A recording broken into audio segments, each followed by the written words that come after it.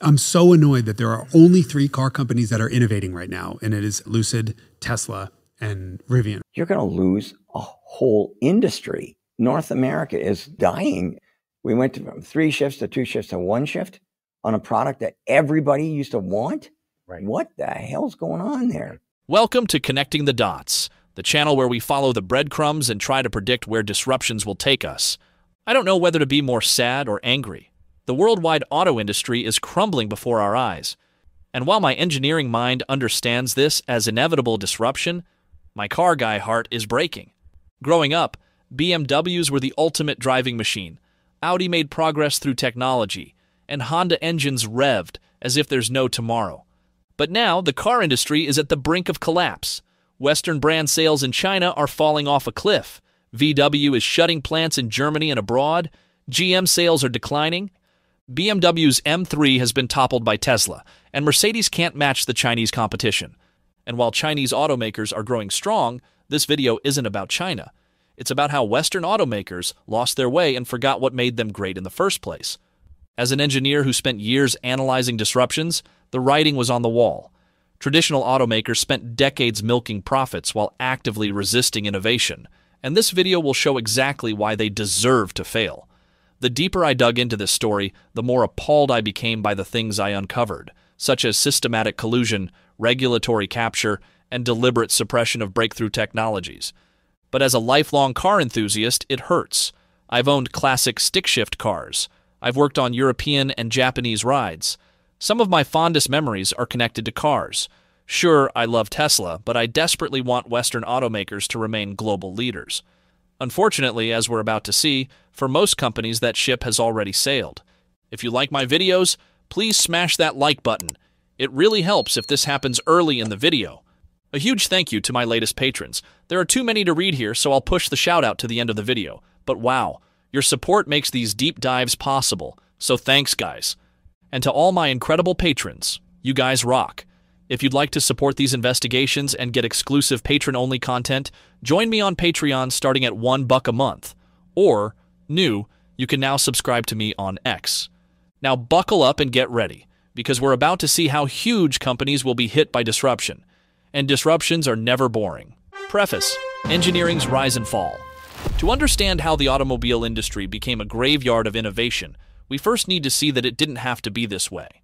The industry was born from relentless innovation, engineering ambition, a willingness to take risks, and a commitment to growth through technical excellence. Take factory design, the machine that makes the machine. In 1908, Ford built what would become the template for modern automotive manufacturing, the Highland Park plant, in which Ford developed the automotive moving assembly line. The plant's vast expanses of windows earned it the nickname the Crystal Palace. Not for aesthetics, but because Ford's engineers had discovered that natural light improved worker efficiency and reduced errors while saving energy. With space at a premium in the urban area of Highland Park, the factory's main building was 6 floors tall. Bringing supplies and removing scrap from upper floors seems like a nightmare. But take a look at this. Looking at factory plans, we see loading docks for trains alongside the building. Now listen closely to how it worked. The trains came in, all the tracks were behind me, and the trains would come loaded, and then the crane would follow across the top, and the crane would reach down onto the train into a car and pick up the equipment that was needed, the crane would, and then deposit them in the buckets that are here. The workers there would then take the equipment that they just received, turn around and be able to assemble right behind them on the assembly line. So it's really a unique distribution system of getting the pieces that were needed to the assembly line, which is really back behind this wall here. So a train arrives, an overhead crane unloads it and drops the supplies right beside the production line station which uses them. That's it. This is pure genius performed over 100 years ago, when Ford was still lean and mean. This elegant solution was forgotten as Ford and the industry grew complacent, and it took 100 years and an outsider to revive Henry Ford's ingenious idea. While traditional factories use loading docks to move supplies through warehouses before reaching production lines, Tesla took a different approach. Their factories feature docks directly alongside production stations. Instead of waiting for unloading, trucks simply drop their containers at the station that needs the supplies. These containers become temporary storage units, just like Henry Ford's original balconies. As the saying goes, the best warehouse is no warehouse. In 1913, Ford introduced the moving assembly line, an innovation which completely transformed the entire auto industry. It consisted of a series of conveyor belts and other mechanical devices that moved the cars along a production line as workers performed their tasks. Each worker was responsible for completing a specific task, such as attaching a particular part or component to the car, and then passing the car down the line to the next worker, who would perform the next task. This division of labor allowed Ford to significantly increase the speed and efficiency of its production process. The results were staggering. Production time for a Model T dropped from 728 minutes to just 93 minutes. This wasn't achieved by accident. Ford pioneered scientific management, which consisted of studying every movement and process and optimizing them for easier, faster, and cheaper production.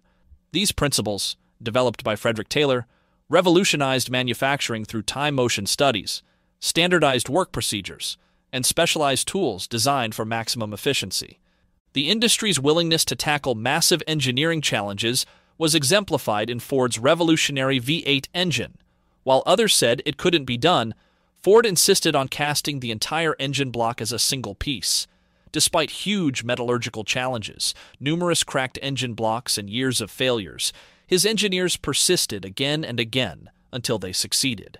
The result was revolutionary, a nearly indestructible engine that was faster and cheaper to produce. That same V8 powered Fords for over 2 decades and remains legendary among hot rod enthusiasts today. Fast forward to today, and large castings are once again transforming automotive manufacturing. Using a single large casting instead of producing and joining together dozens of small parts promises huge benefits in cost, weight, structural integrity, and speed of manufacturing. However, due to massive engineering challenges in metallurgy and fluid dynamics, the deeply risk-averse industry didn't try tackling these problems to go beyond modest castings like the Cadillac CT6's fender-sized parts. It took an outsider, Tesla, willing to risk failure and tackle these engineering problems head-on to finally bring large-scale casting back to automotive manufacturing. This isn't about praising Tesla. It's about understanding how an industry built on engineering excellence somehow lost its drive to innovate. In the following chapters, we'll see that innovation was intentionally slowed down, and we'll give the shocking reasons for why this happened. Even GM, which we now think of as conservative, was once an engineering innovator. Jumping from Henry Ford's days to the turn of the century, we all know about GM's EV1.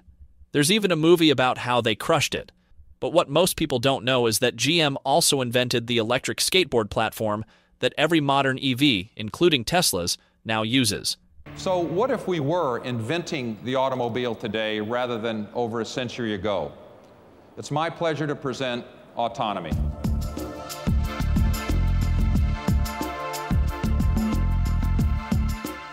We've designed a vehicle that's revolutionary, both in its departure from the past and in its promise for the future.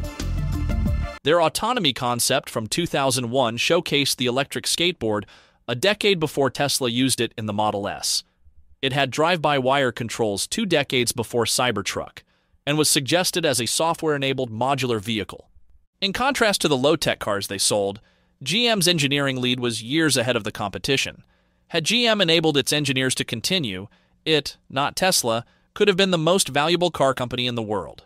But instead of being today's Tesla, GM crushed the EV1, put the ball on the ground, and left the stadium. Shame on them. The last 2 decades have seen breathtaking technological advancement in every field, except automotive. While smartphones have received over-the-air software updates for over a decade, most cars still require dealer visits for the simplest system upgrades. In-car entertainment remains generations behind consumer electronics, and engine innovations seem to focus on making cars worse, adding annoying start-stop systems and complex hybrid powertrains instead of pushing boundaries. Now facing the biggest transformation since the Model T, the shift to electric vehicles, traditional automakers are dragging their feet. With the end of internal combustion cars visible on the horizon, you'd expect automakers to be frantically sprinting toward electrification. Instead, they're taking their time, delaying EV investments while clinging to internal combustion and hybrids. Why? because the battle between car guys and bean counters is over, and the car guys lost. MBAs took what were once engineering-driven companies and transformed them into finance-driven ones. This let them rake huge profits, but left them vulnerable to disruption. To understand how this happened, I've framed it through the 7 deadly sins of the auto industry. Let's begin with the first sin: surrounding themselves with moats that would eventually become their prisons. Sin number 1, moat mentality. The first reason that traditional automakers became so vulnerable to disruption has to do with how they became seemingly invincible in the first place. For nearly a century, their defensive moats were so effective that from the 1920s, when Chrysler was formed, until 2008, when Tesla arrived, none of the new car makers in America survived. Preston Tucker created the innovative Tucker 48 with advanced safety features and rear-engine design. His company lasted less than a year. Malcolm Bricklin and John DeLorean both tried breaking in with distinctive sports cars in the 1970s and early 80s, but both of these companies collapsed too. Even in modern times, well-funded ventures like Fisker Automotive, backed by hundreds of millions in venture capital, couldn't make it. They all face the same insurmountable barriers. The first and most significant moat is capital expenditure. Interestingly, the required investment is inversely related to the target price of the car. Boutique manufacturers like Pagani can start producing limited-run hypercars with a relatively small investment. Mass-market vehicles, however, demand billions in upfront costs for factories, tooling, supply chains, and development facilities, long before a single car is sold. Those who somehow cross the capital barrier face the second moat: economies of scale. Established players producing millions of vehicles can spread costs across huge volumes and command better supplier prices. New entrants, starting from zero, face cripplingly higher per-unit costs. But the third moat is perhaps the deadliest: the parts and service business model. When you buy a new car, manufacturers often make minimal profit, sometimes even selling it at a loss. The real money comes from parts and maintenance over the car's lifetime, which have margins of 50 to 80% compared to 5 to 10% on new car sales. This creates an impossible situation for newcomers. They must match established players' artificially low prices while carrying higher production costs and no offsetting parts revenue. They have to survive on new car sales alone, competing against prices subsidized by parts and service income. But nature teaches us something crucial. Species that evolve without predators lose their competitive edge.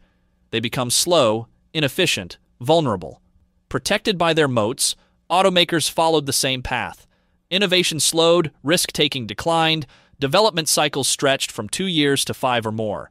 Like prehistoric mammals growing fat without predators, traditional automakers lost their competitive fitness. These moats worked brilliantly, until they didn't. The same barriers that kept competitors out also trapped companies in outdated thinking and formed resistance to change. As Sandy Munro always says, the best way to climb the ranks in car companies is to say no. No to innovation, no to anything new, no to anything that might fail. Tesla succeeded not by crossing these moats, but by making them irrelevant. They didn't need dealer networks. They sold direct. They didn't rely on service revenue. Their cars needed less maintenance. They started building modern factories rather than carrying legacy costs. Most crucially, they maintained the hunger, speed, and adaptability that traditional automakers had lost. The very moats that made traditional automakers invincible became the walls of their own prison. And as we're about to see, they're still paying the price of building them. If there's one thing the recent elections did, it was to blow off mainstream media's cover. They often say things that are completely untrue, and even when stating facts, each side paints stories to suit their agenda. And with everyone, including the center, writing whatever will get more clicks, it's nearly impossible to know what's really happening and who to believe. That's why I use Ground News, the sponsor of this video. Ground News provides a data-driven approach to understanding current events. Their website, app, and browser extension analyze coverage from over 50,000 sources worldwide, showing you how different outlets cover the same story, including their bias, factuality, and ownership. Take Trump's transition team plans for EV and emissions policies. Ground News shows how dramatically the coverage differs. Left-leaning sources use terms like rollback and dramatic to paint the moves as aggressive. Centrist sources are with them, using charged phrases like green new scam to show skepticism. And right-leaning outlets paint the moves as strengthening, highlighting national defense implications. an angle barely mentioned by others. As you can see, these AI-generated summaries provide a more complete picture of the news. This helps me get straight to the core and saves me precious time. Down here, you can read headlines and see how far off-center each source leans. Ground News even shows you who owns these outlets, because knowing who's behind the news matters. I really love the blind spot feature, which reveals stories that one side of the political spectrum barely covers or completely ignores. For example, left-leaning sources didn't report Doge's highlighting the cost of illegal immigrants to taxpayers, and right-leaning sources didn't cover that Trump might change regulatory requirements for reporting crashes. Ground News upgraded the way I consume media and helps me get the facts without fiction. To take control of how you get your news too, head to ground.news/ctdots. Use the link in the description or scan the QR code to get 40% off unlimited access to the Vantage subscription that I use. Go to ground.news/ctdots and experience it yourself. Sin number 2, subsidy addiction. Capitalism has a clear rule.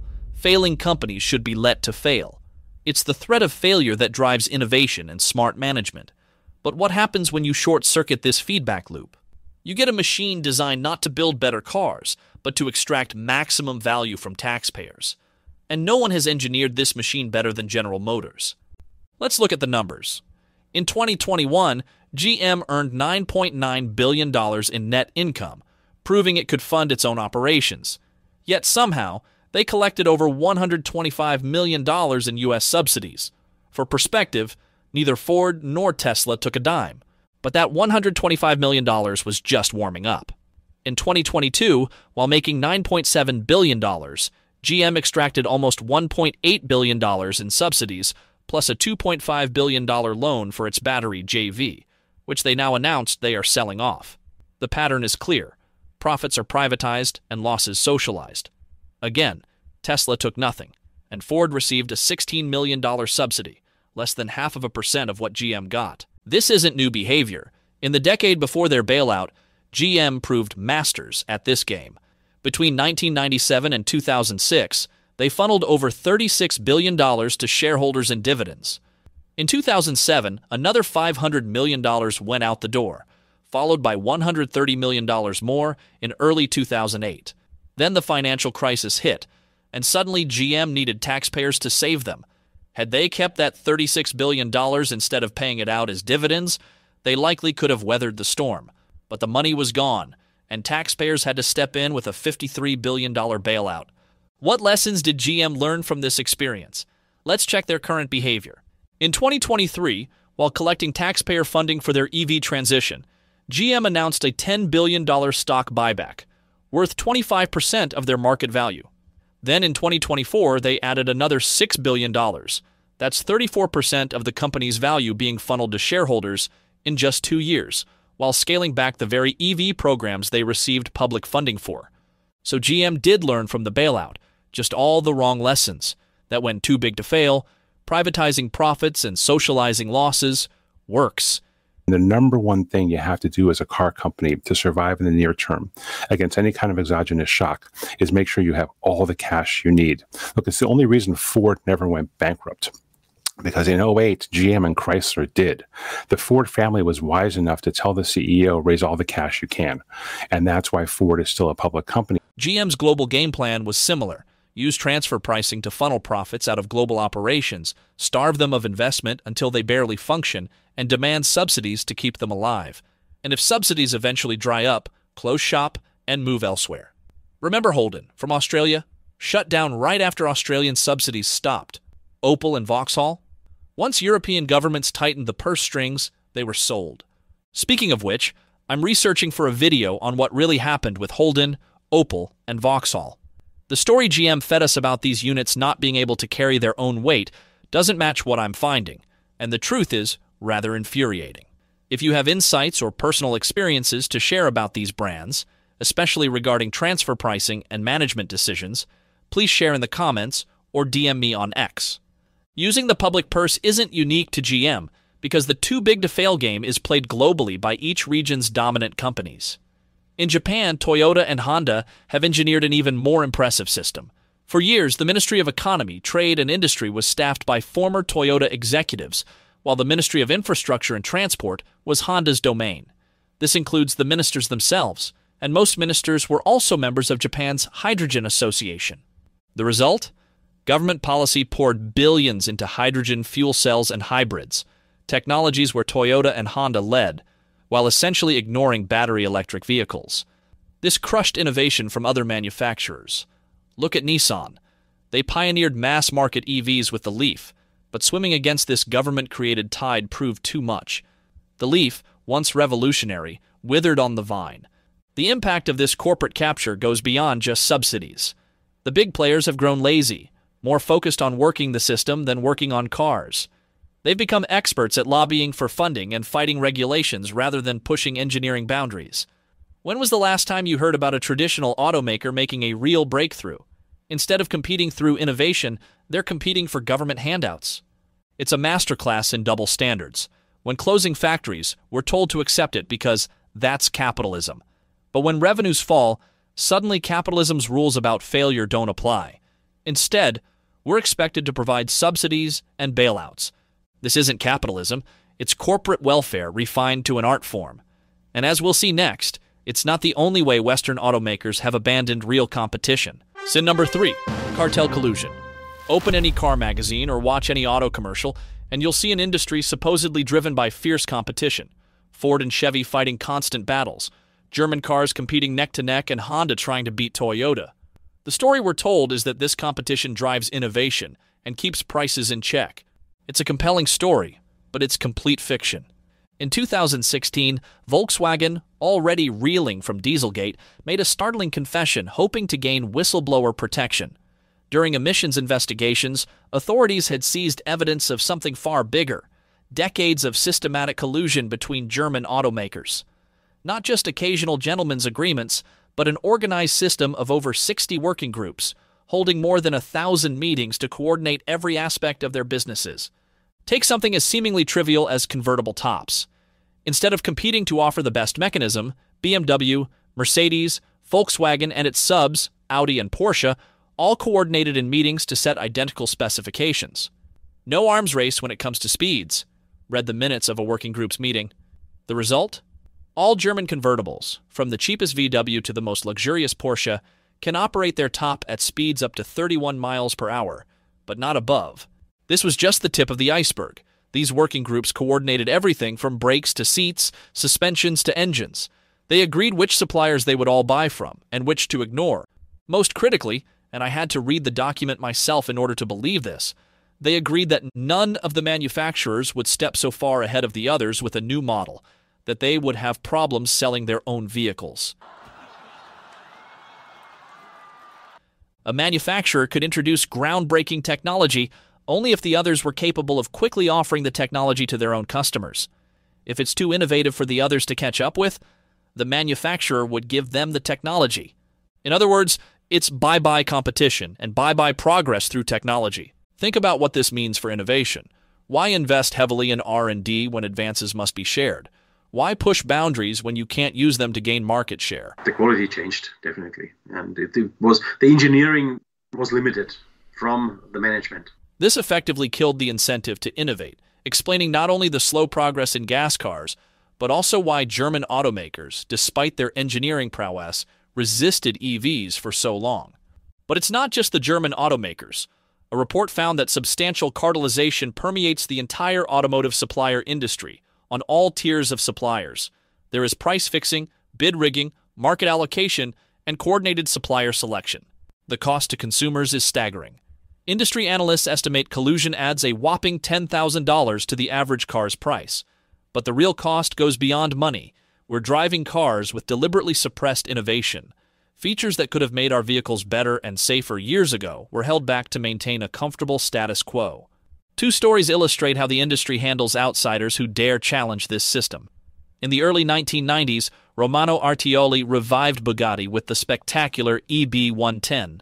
Built in Modena, Italy, Ferrari and Lamborghini's backyard, the car was faster, more advanced, and more luxurious than its rivals. However, when hypercar sales were hit by the global recession of the early 90s, rival manufacturers pressured suppliers to halt deliveries or deliver faulty parts which damaged Bugatti's reputation and killed its sales. This wasn't just business.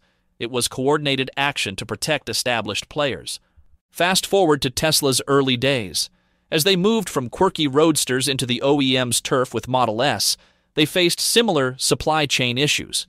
Even getting basic components like seats proved problematic. Unlike Bugatti, though, Tesla survived by vertically integrating, making their own parts. What started as a handicap became an advantage, giving Tesla control over their entire vehicle architecture, while traditional automakers struggle with hundreds of uncoordinated supplier components. This can break any company, but those that overcome it emerge much stronger. This systematic suppression of competition explains the industry's vulnerability to Tesla's disruption. Since cartels are prevalent on all levels of the industry, automakers are squeezed upstream by suppliers forcing them to pay inflated prices for parts, and downstream by dealers taking an oversized percent of the sale and strangling any electrification plans. Since Tesla had to make many of its own parts and sell direct, they suffer less. Moreover, when hardships arrive, such as the post-COVID chip shortage, for Tesla it's just another problem they need to solve, while OEMs who outsource problem-solving are at the mercy of suppliers and have to lower production. Sin number 4, MBA Dominance. For decades, automotive companies maintained a delicate balance between car guys and bean counters. Engineers pushed for innovation while finance kept budgets in check. This creative tension drove progress while maintaining fiscal responsibility. Until in the 1980s and 90s, everything changed. A new management philosophy swept through corporate America. The idea that leadership itself was a profession, separate from industry expertise. Enter the professional managers, MBA graduates from elite business schools who saw cars as just another consumer product like soap or soft drinks. Their theory seemed sound. The Peter Principle tells us that people rise to their level of incompetence, so promoting your best engineer might cost you a great engineer while giving you a mediocre CEO. Instead, bring in professional managers who understand leadership and optimization. If someone excelled at Coca-Cola, surely they could do the same with cars. But these MBAs often failed to grasp what they were dismantling. Engineering excellence takes decades to build, but can be destroyed in months. Once you lose talented engineers and unique IP, you can't simply buy them back. Take General Motors. Despite their reputation for basic engineering, their engineering team was world-class. In 1996, they created the EV1, the first modern electric car. By 2000, they had invented the electric skateboard platform. The 2001 GM autonomy concept used a clean skateboard unit with motors, battery, or fuel cell. It had by-wire controls for steering and braking, and it defined physical and electrical interfaces for modular connection of different bodies and electronics. If you follow Joe Justice's presentations, these interfaces are core to Tesla's unique agile hardware methodology. Yet GM had it at the turn of the century. The following year's high-wire concept proved it wasn't just theory. It could switch from right-hand drive to left-hand drive by moving the controls at the touch of a button. This was science fiction come to life.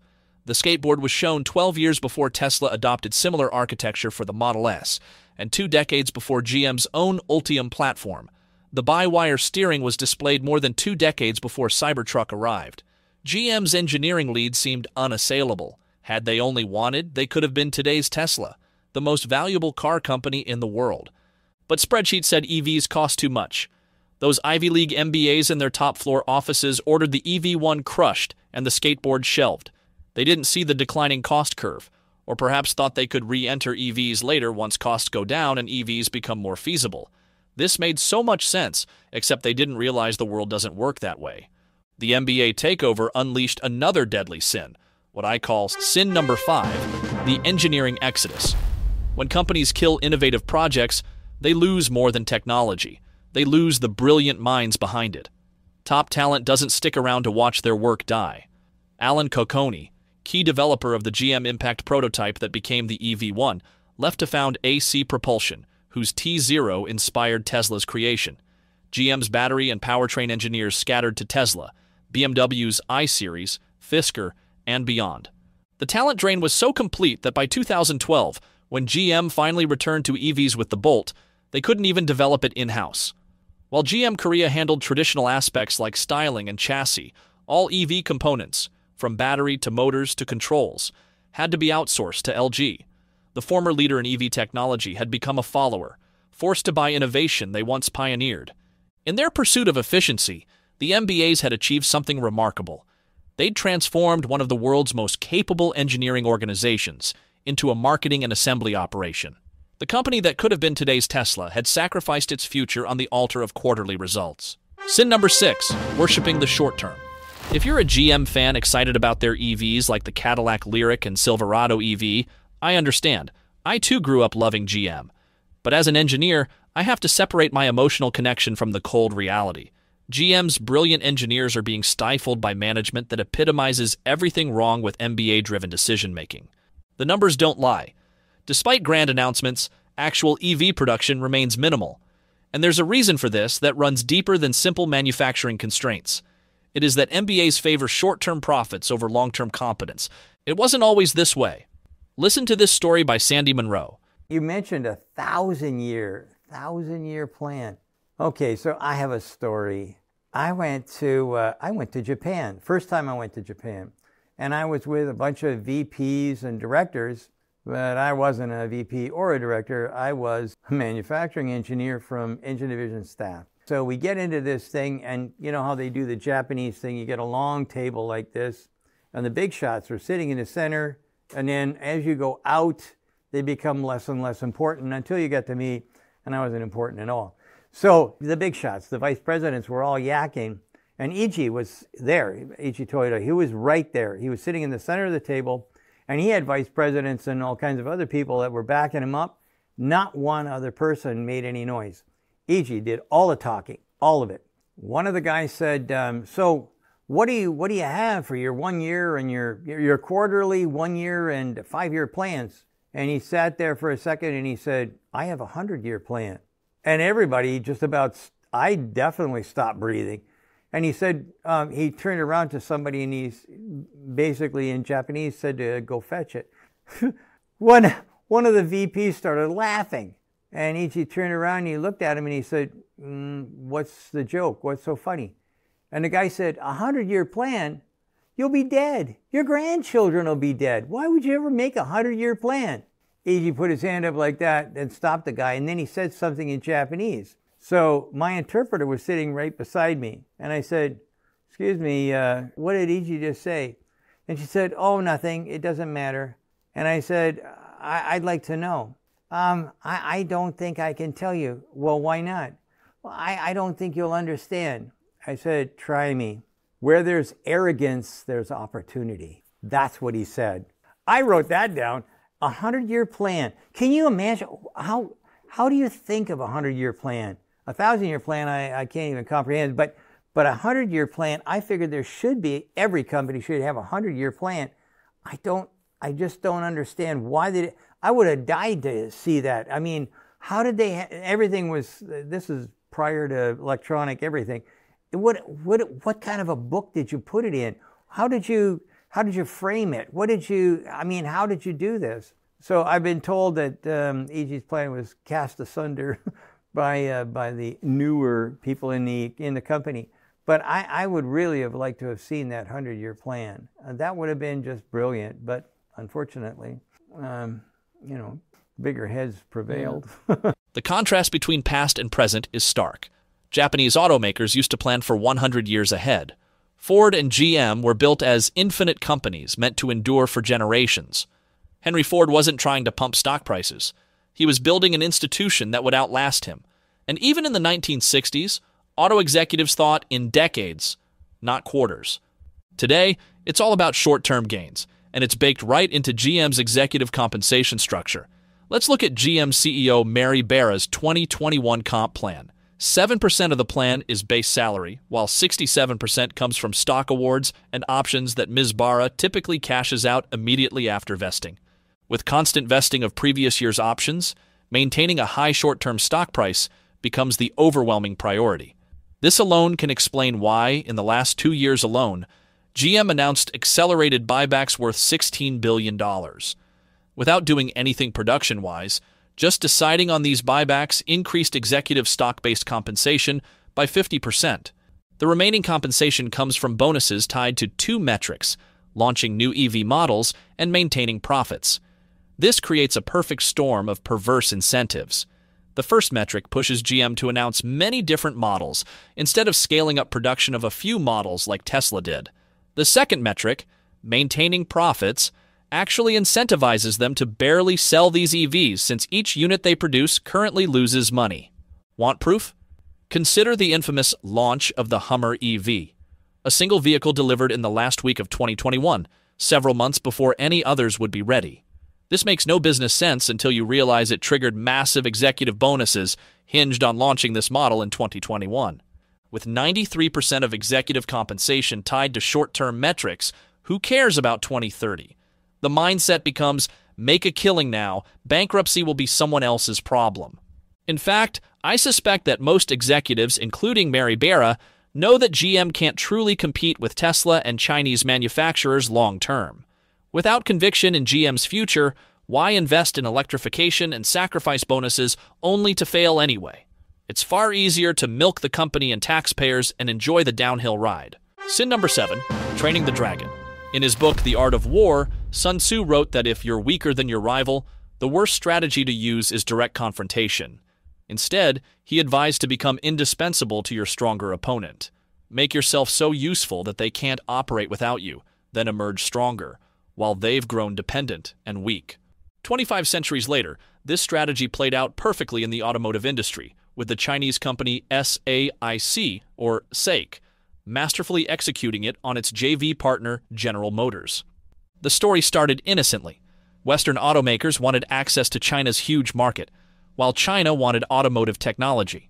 Joint ventures seemed perfect. Western companies would get market access while Chinese partners would learn basic manufacturing. For years, this was carefully managed, with Western companies teaching their Chinese partners, while being careful not to disclose the latest proprietary technologies. But everything changed during the 2008 financial crisis. Besides the huge American taxpayer bailout, GM needed help with international debt. SAIC stepped in to help secure Chinese bank loans, but this help came with strings that would eventually strangle GM's global operations. The loan agreement gave SAIC leverage over GM, and they masterfully played it to demand more technology transfer.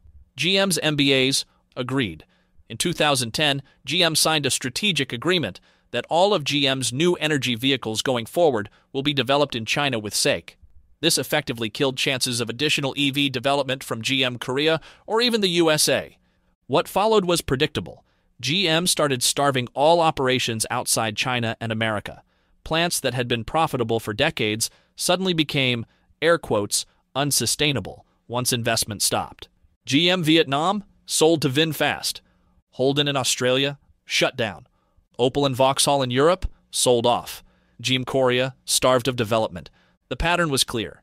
GM was consolidating around two poles, American trucks and Chinese almost everything else. The plan seemed straightforward. Develop and build new cars in China, then export globally, including into the United States. The Buick Envision became the test case, and since it started selling in America in 2016, for 8 years in a row, it has been America's best-selling Chinese-made car. GM started importing other Chinese cars into America, such as the hybrid Cadillac C6, but Trump's tariffs made them unprofitable, and only the Envision soldiered on. Regardless, GM's MBAs were ecstatic. Development costs were halved, manufacturing was cheaper, and profits were higher. What a great way to run a company. But while GM basked in the sweet smell of profits, SAIC was playing the long game. They sent their best engineers to learn everything about making world-class vehicles. These weren't basic manufacturing lessons. This was advanced automotive engineering knowledge transfer. GM gave SAIC GM engineers Chevrolet Volt technology, ahead of the field at the time. They taught them engineering methodology and coached them to develop and test a growing range of electric cars. And once SAIC GM could stand on its own merit, GM let it handle all EV development. In a way, this was similar to making the Bolt, where GM outsourced the EV side from LG. But while LG was a supplier that had the technology, SAIC was an aspiring car company, and GM taught them everything that GM knew. And where do you think SAIC's finest engineers went after GM taught them everything they had to teach? Did they stay to work in SAIC GM, or did they go back to SAIC to work on their own projects? You guessed correct, and the results are showing. SAIC's MG brand is making waves globally with cars like the MG4 and Cyberster, but SAIC GM sales in China are plummeting for both gas and EV. The student has become the master, while the professor has forgotten the profession. SAIC still finds GM useful as a distribution channel for selling Chinese cars in America, as with the Buick Envision. When Trump's and later Biden's tariffs hurt Chinese car imports, GM started playing shell games. To dodge tariffs, they built a factory in Mexico for assembling the Chinese-designed SAIC GM Buick Electra, and recently started selling them in the USA. The implications are severe. Engineering capabilities, once lost, can't simply be bought back. Every Western automaker that traded long-term technical competence for short-term profits is discovering a harsh truth, that they haven't just outsourced manufacturing, they've outsourced their future. Sun Tzu would recognize this strategy perfectly. China sent its best engineers to learn from Western expertise, patiently building capabilities while appearing dependent. Now, those engineers are leading China's EV revolution, while Western giants discover they've engineered their own obsolescence. Darwin's Revenge, the coming extinction event. The best way to understand what's happening in the auto industry is through evolutionary biology. When species are protected from predators and competition, they grow fat and slow. Their survival skills deteriorate because they don't need them. That's exactly what happened to traditional automakers. Protected by their moats, government support, and collusion agreements, they lost their ability to compete. What we're witnessing now is natural selection in action. A couple of years ago, Chairman Xi issued a directive that from around 500 automotive brands in China, only 100 will remain. Chinese manufacturers are now engaged in fierce competition to be among the survivors. Companies are moving quickly in an attempt to slash production costs and out-innovate the others. Consumers are being offered rapidly improving cars for constantly declining prices. It's either innovate or die. When the dust settles, those that emerge will be lean, technologically advanced, and capable of producing excellent cars at competitive prices. They're evolving in a harsh environment where only the fittest survive. Meanwhile, Western automakers have grown soft through their 7 deadly sins, relying on moats instead of keeping fit, depending on government handouts, colluding to kill innovation, letting MBAs with little engineering experience call the shots, outsourcing development and letting their engineering talent leave, worshipping stock prices and short-term thinking, and training their competitors while losing their own capabilities. The numbers tell the story. When the best 100 brands from China meet the West's 50 brands on level playing grounds, consolidation will occur. Looking at who's innovating versus who's doing buybacks, it's not hard to guess which ones will survive. While Tesla are reinventing manufacturing with gigacastings and unboxed construction, and Chinese companies are frantically iterating through generations of EVs, traditional OEMs are hiding their head in the ground and mostly trying to protect ICE profits. As an engineer and a car guy, this breaks my heart. These companies once revolutionized manufacturing, created breakthrough technologies, pushed the boundaries of what was possible. Now they're reduced to importing designs from their former students while funneling cash to shareholders. But I guess this is how progress works. The companies that forget how to innovate make way for those that remember what made the industry great in the first place: engineering excellence and the drive to build something better. Before we wrap up, I have 3 requests from you. First, let me know in the comments. Which companies do you think will survive and why? Did government subsidies and bailouts ultimately hurt more than they helped? And should taxpayers support another bailout if these companies fail? Second, if you have stories about GM's handling of Holden, Opel, or Vauxhall, especially about technology transfer, creative pricing, development cuts, subsidies, or personal experiences, please share them in the comments or DM me on X. The story we all know is basically a lie, and I'm considering a deep dive on how GM killed these iconic brands. And third, if you found this video interesting, please hit that like button. It really helps the channel grow. Consider supporting me on Patreon for as little as $1 a month, or subscribing on X. Either way, you'll get ad-free access to all my videos plus exclusive monthly patron-only content. Click the link below. Your support makes these videos possible. A huge thank you to my latest patrons: Nick C., Kashif R., John LPS, Andreas R., Stuart S., Jamie S., Vladimir L., Andy D., Andreas, Doug H., Mark B., Charles S., Alan W., Jamal C., James H., Ty Z., Damian B., and Andy V. As I said, your support makes these deep dives possible, so thanks guys. Don't forget to visit ground.news/CTDots to stay informed on breaking news and avoid misleading narratives, with 40% off the Vantage plan which I use. For daily insights, follow me on X at x.com/connectingodots. Until next time, I'm connecting the dots, and you are amazing. When you're up against the wall and you cannot fall, so go